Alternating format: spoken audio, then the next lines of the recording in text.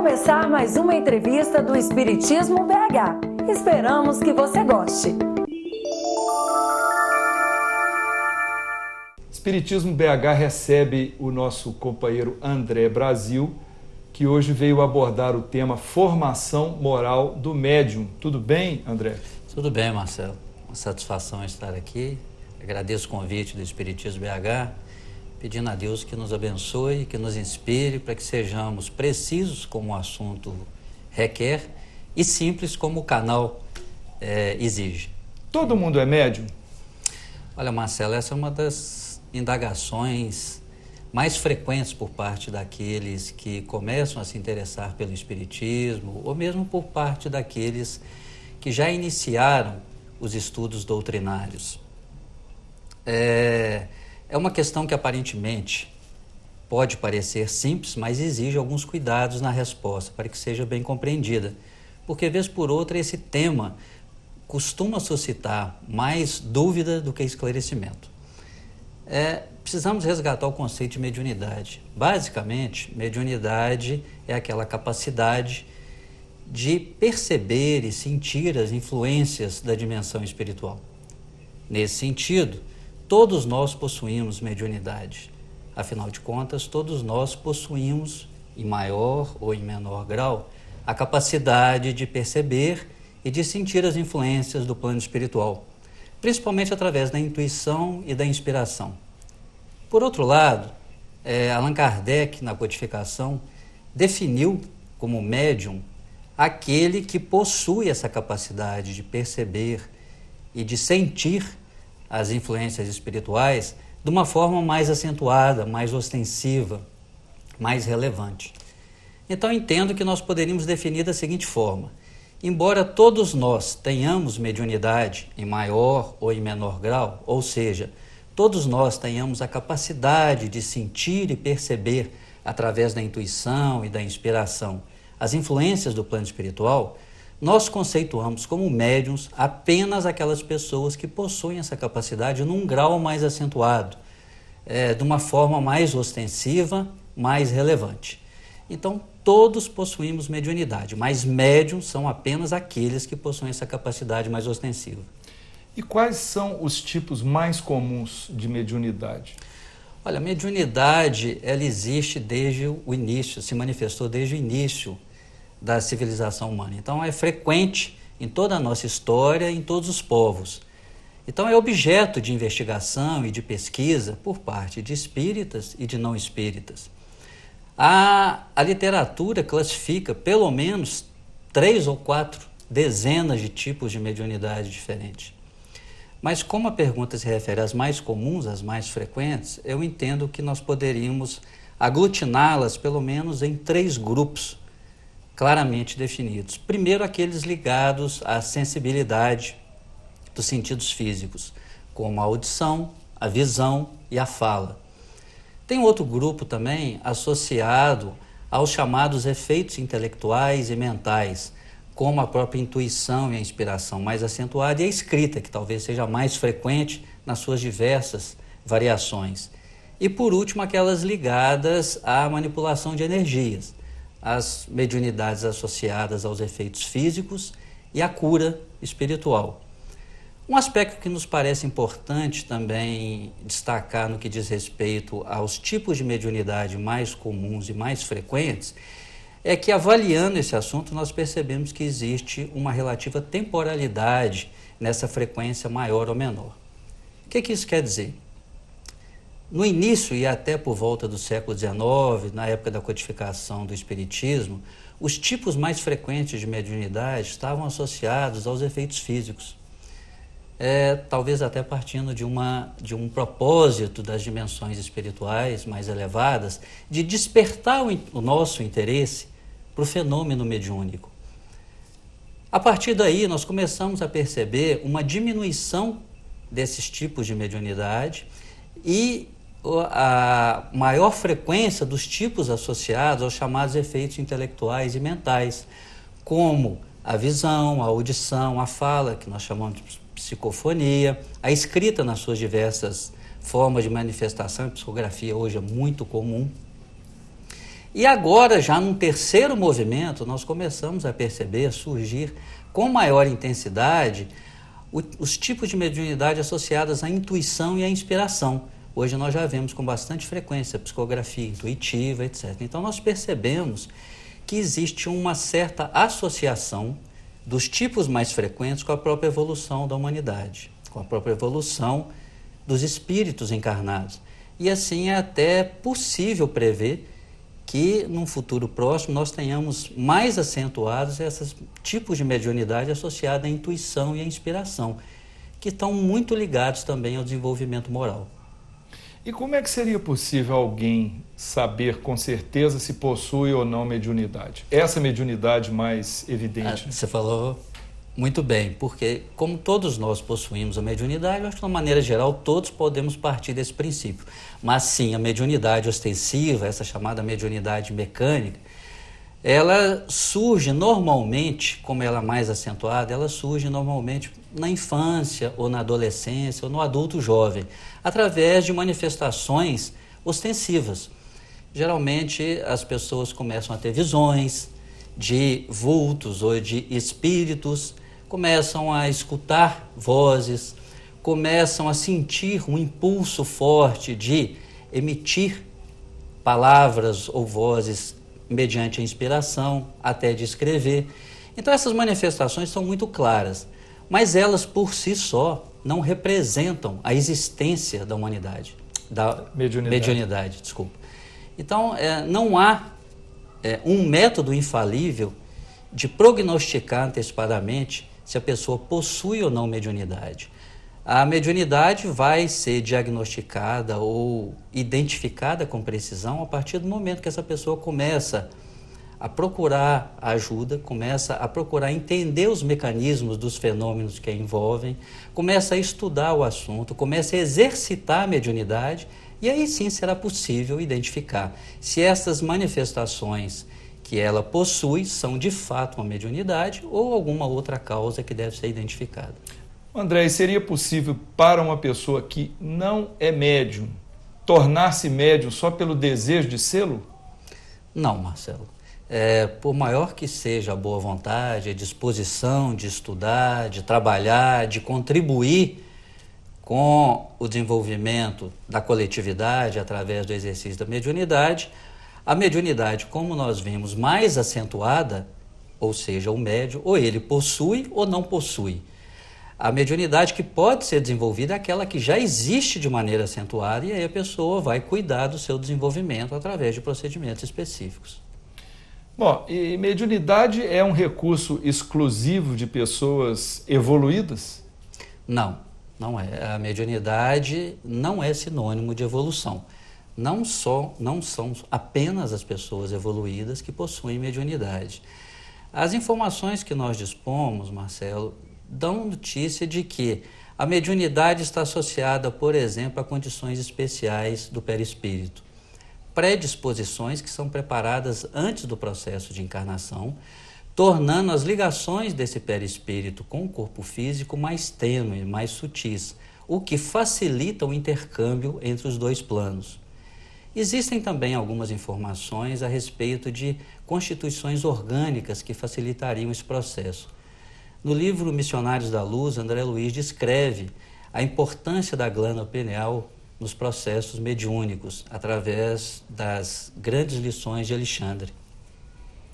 Informações mais recentes estariam, talvez, vinculando a existência de cristais de apatita na glândula pineal, e a maior incidência desses cristais talvez fosse um dos fatores que contribuísse para a exacerbação da mediunidade. Ou seja, existem fatores que nós conhecemos de constituição do perispírito e fatores orgânicos que fazem surgir e acentuar a mediunidade, nenhum deles associado ao grau de evolução. Além disso, há um outro aspecto também que devemos considerar. Nós sabemos que a mediunidade, na grande maioria das vezes, é também uma missão. Nós espíritas, normalmente, atribuímos missão aqueles grandes espíritos evoluídos que vêm ao plano físico com missões extraordinárias de contribuir para o desenvolvimento da humanidade. Mas, na verdade, todos nós somos missionários, de certa forma. Todos nós possuímos missões a executar, tarefas, incumbências. E o médium também. Muitas vezes a mediunidade vem como um instrumento de despertamento da pessoa para a realidade espiritual, a necessidade de transformação íntima. Então a mediunidade é também associada a uma necessidade kármica ou uma necessidade de despertamento e de evolução. Então a mediunidade não está associada diretamente à evolução, embora o inverso seja verdadeiro. As pessoas muito evoluídas, elas têm, por esse fato mesmo, um contato mais constante com o plano espiritual. As pessoas que já desenvolveram as virtudes, as qualidades, que têm uma moral ilibada, elas têm um permanente contato, um permanente intercâmbio com o plano espiritual. Então, nem todos os médiuns têm uma evolução acentuada, mas, de uma maneira geral, todas as pessoas que têm uma evolução acentuada têm uma mediunidade também acentuada. A faculdade mediúnica pode ser desenvolvida e qual a condição ideal para que isso aconteça? Pode sim, Marcelo. A faculdade mediúnica pode ser desenvolvida. O desenvolvimento mediúnico é um processo que se inicia como, de maneira geral, todos os processos de desenvolvimento, e ele é quase que permanente, não tem fim. Mas tem algumas etapas, alguns pré-requisitos muito importantes. O estudo, a necessidade do estudo, a conduta pessoal do médium e o próprio exercício dessa faculdade. O estudo, porque é fundamental. Se eu me proponho a desenvolver uma faculdade, é fundamental que eu me proponha também a conhecer os princípios, os mecanismos de funcionamento dessa faculdade que eu desejo desenvolver. A conduta pessoal é fator determinante no bom exercício da mediunidade, porque nos garante que estejamos protegidos e auxiliados permanentemente de entidades com maior condição de nos orientar, de nos proteger e de nos esclarecer. E o exercício da mediunidade vai fazer com que o tempo esse mecanismo seja aprimorado, seja aperfeiçoado. Então, o processo de desenvolvimento da mediunidade, ele passa necessariamente por esses 3 pré-requisitos. E existe algum local em que nós encontramos esses 3 requisitos, pelo menos? Sim. O Espiritismo nunca se posiciona como detentor exclusivo da verdade ou monopolizador da realidade do mundo espiritual. Não. Mediunidade existe desde que a humanidade existe. Então nós não podemos falar, não temos condições de falar de outras religiões, de outras crenças, mas podemos falar do Espiritismo. E na casa espírita nós encontramos o ambiente adequado para o desenvolvimento desses 3 aspectos, do estudo, do amparo ao aperfeiçoamento da conduta pessoal e do exercício da mediunidade. E um outro aspecto importante, na casa espírita, o médium ou o portador da mediunidade ostensiva, que pretende desenvolver essa faculdade, vai encontrar um ambiente adequado para exercer as atividades de outros tipos de trabalho, que vai fazê-lo desenvolver o espírito colaborativo, o espírito de trabalho em equipe, a caridade no seu sentido mais amplo. Então, na casa espírita, nós encontramos as condições ideais, talvez não exclusivistas, mas certamente encontramos na casa espírita as condições ideais para que o médium exerça esses 3 aspectos e possa desenvolver a sua mediunidade. André, quais seriam os riscos para o médium dele exercer a sua mediunidade fora de um ambiente espiritualmente adequado? Bem, Marcelo, como nós mencionamos, o Espiritismo não é detentor exclusivo da verdade. Onde haja o propósito do bem, onde haja o propósito de ajudar, de contribuir, de levar o amor, a solidariedade às pessoas, o médium sempre estará amparado pela divina providência, estará amparado pelos mensageiros divinos. Nós devemos observar, entretanto, as pré-condições que nós acabamos de mencionar. É necessário o estudo permanente, a conduta pessoal adequada e o exercício da mediunidade. Na casa espírita, nós encontramos a abordagem adequada para esses 3 aspectos, o que não quer dizer que em outro local também não exista. Onde houver serviço para o bem, aí nós encontraremos mensageiros divinos utilizando dos recursos que forem possíveis para levar o bem a todos. Então, mesmo em um templo católico ou de outra religião, nós poderemos ter médiuns a serviço da espiritualidade superior. Com certeza, nós vemos em todos os templos religiosos, todas as crenças, todas as titulações religiosas, nós vemos pessoas a serviço do bem, pessoas de elevado padrão moral, pessoas verdadeiramente construindo o bem das pessoas que o cercam, e essas pessoas estarão e estão certamente amparadas, estão certamente protegidas e inspiradas pela divina providência. E onde houver o bem, haverá sempre a presença de Deus, de Jesus, dos mensageiros divinos, trazendo e fazendo uso dos recursos que forem possíveis. O médium é alguém especial que está acima das pessoas comuns? Marcelo, a mediunidade, ela se manifesta em crianças, adultos jovens, idosos, homens, mulheres, pobres, ricos, em pessoas de todas as camadas sociais, cultas ou não, em todas as etnias. Então nós percebemos que a mediunidade não está associada ao fato da pessoa ser evoluída ou não, especial ou não, não torna por si só a pessoa especial. Como nós vimos, a mediunidade está associada também a algumas condições do perispírito e orgânicas que não têm nenhuma relação direta em tornar a pessoa especial ou não. Eu fiz essa pergunta porque, para algumas pessoas que não são médiums, os médiuns, são considerados verdadeiros deuses. Você falou com muita propriedade e nós devemos ter um cuidado muito grande com isso. Nós sabemos que os médiuns, eles têm uma responsabilidade muito grande. E às vezes nós que convivemos com essas pessoas, que têm essa faculdade extraordinária, que representam uma oportunidade, mas também um risco, às vezes nós nos encantamos com o fenômeno e acabamos exacerbando a vaidade nessas pessoas. Confundimos o fenômeno com a pessoa. É interessante que há também o processo inverso na nossa história. Houve momentos na nossa história, na história da humanidade, em que os médiuns eram perseguidos por possuir a mediunidade, eram queimados, eram expulsos das comunidades. Então, olha como que é interessante o tratamento que nós damos às pessoas que possuem essa faculdade especial. Às vezes nós as tratamos com excesso de vaidade, que acaba prejudicando o desenvolvimento das suas faculdades, e às vezes a tratamos com preconceitos. Nenhuma das duas é correta, nenhuma das duas é útil ao desenvolvimento dessa faculdade.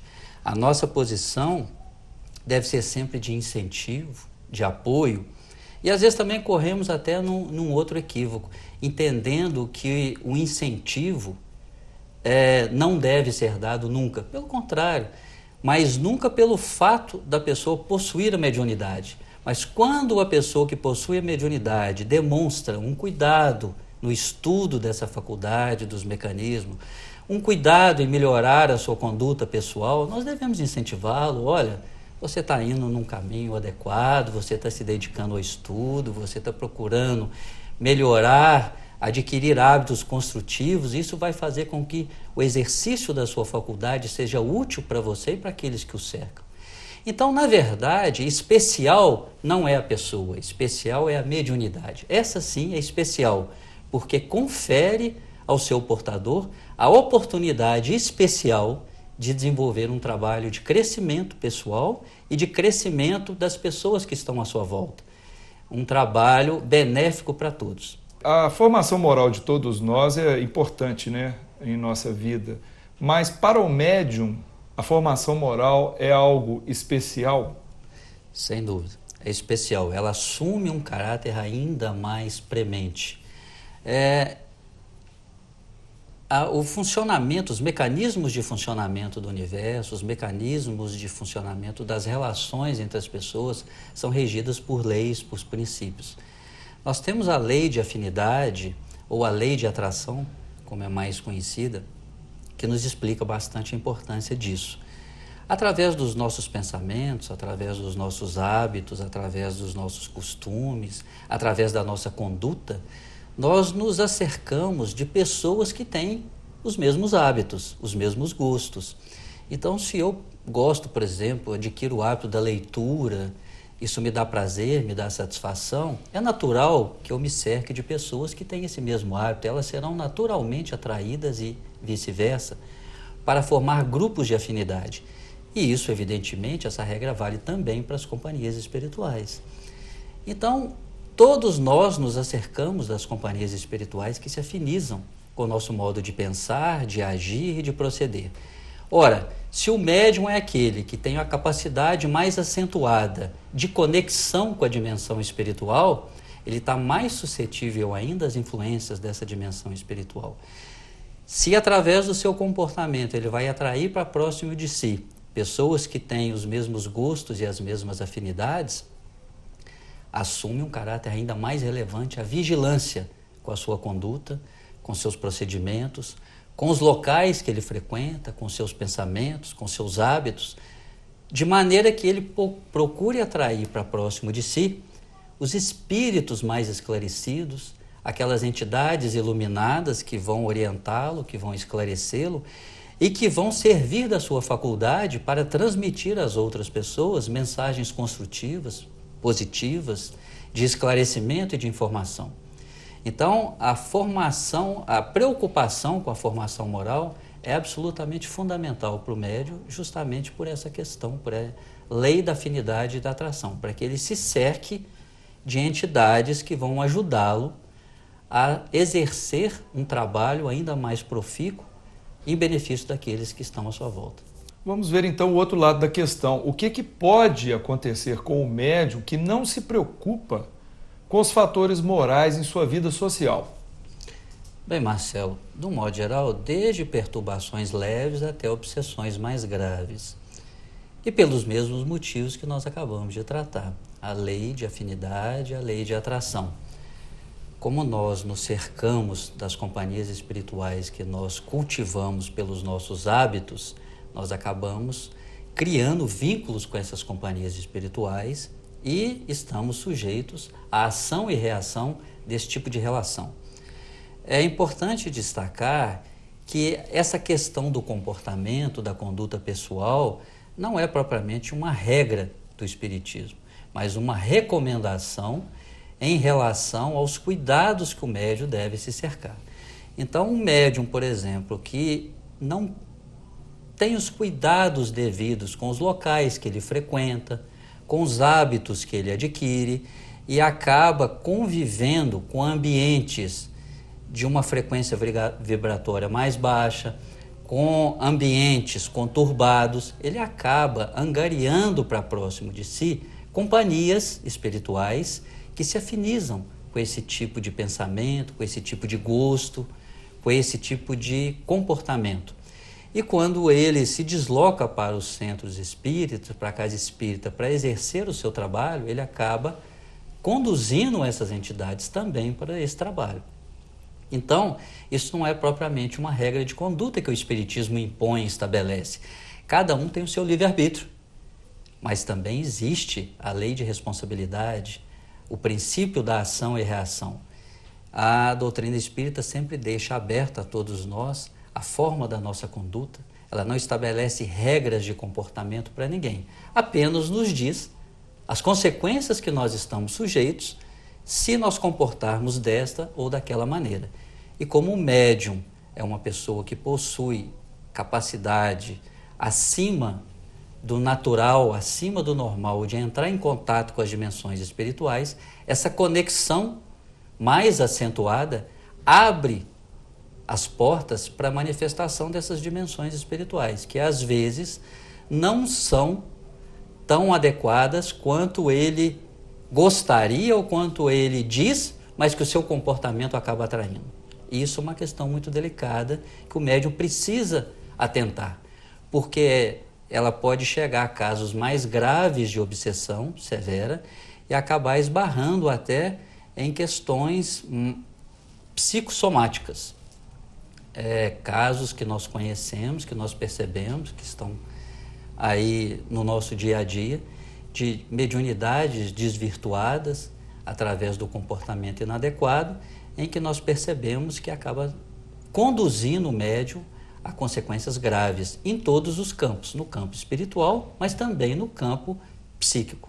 E nesse caso, para o médium que frequenta locais que não seriam convenientes, né, tem comportamentos assim desvirtuados moralmente, você também diria que isso poderia provocar ou dificultar o trabalho das entidades superiores junto a esse canal de manifestação? Com certeza, sim. Porque essas entidades, esses espíritos que estão temporariamente nesse estado de desequilíbrio, de desarmonia, acabam tendo uma ascendência sobre o médium, dominando o seu comportamento, e pela frequência com que eles assediam o médium, eles acabam tendo uma influência muito grande.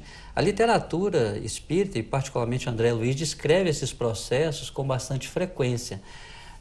A dificuldade que as entidades espirituais têm, às vezes, de se aproximar do médium, de utilizar aquele médium para um propósito construtivo, quando ele está cercado e dominado por entidades que desejam utilizar a sua faculdade em benefício de saciar o seu desejo de prazer, o seu desejo de egoísmo, de vaidade, etc. Então, isso é muito comum e é um perigo acentuado para o médium. E o estudo da doutrina e do evangelho, ele tem importância na vida do médium? Com certeza. Nós aprendemos na doutrina espírita que não existe construção útil sem trabalho e sem estudo. O estudo é fundamental para que nós possamos conhecer os mecanismos de funcionamento da mediunidade, os princípios de desenvolvimento moral, ético e religioso. Através do estudo da doutrina, nós conhecemos mais a fundo os mecanismos de relação entre o mundo físico e o mundo espiritual. E através da leitura e do estudo do Evangelho, nós conhecemos a mensagem de Jesus, aprofundamos na mensagem de amor, de solidariedade, de caridade. Então, o estudo do Evangelho e da doutrina espírita permanentes são cuidados indispensáveis àquele que se propõe ao desenvolvimento da mediunidade e ao uso da mediunidade em benefício daqueles que o cercam, em prol da comunidade, colocando a sua faculdade à disposição da espiritualidade superior e do bem comum. Você poderia, então, resumir, no seu entendimento, quais seriam as boas qualidades para um médium? Bem, Marcelo, além daquelas boas qualidades intrínsecas em relação a todos nós, como as práticas e o desenvolvimento do autoconhecimento e da reforma interior, o médium deve cuidar sempre, dedicar ao estudo do espiritismo, da mediunidade, deve dedicar-se permanentemente à vigilância da sua conduta pessoal, através da educação, da construção de bons hábitos, de boas práticas, criando grupos de convívio que o ajudem a progredir sempre, o respeito em relação aos outros, as pessoas que o cercam, são cuidados que ajudam o médium a acelerar o processo de desenvolvimento da sua mediunidade com segurança e em benefício de todos. Jesus nos recomendou o orai e vigiai.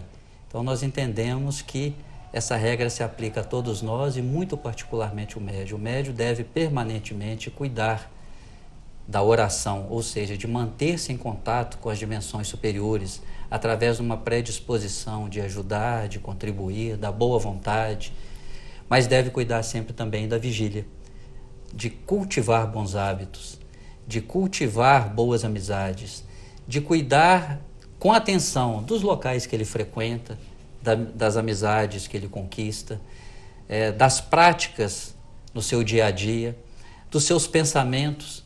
É um trabalho permanente de oração e de vigília, que vai ajudar o médium a exercer com adequação as faculdades que a Divina Providência colocar à sua disposição. Muito bem.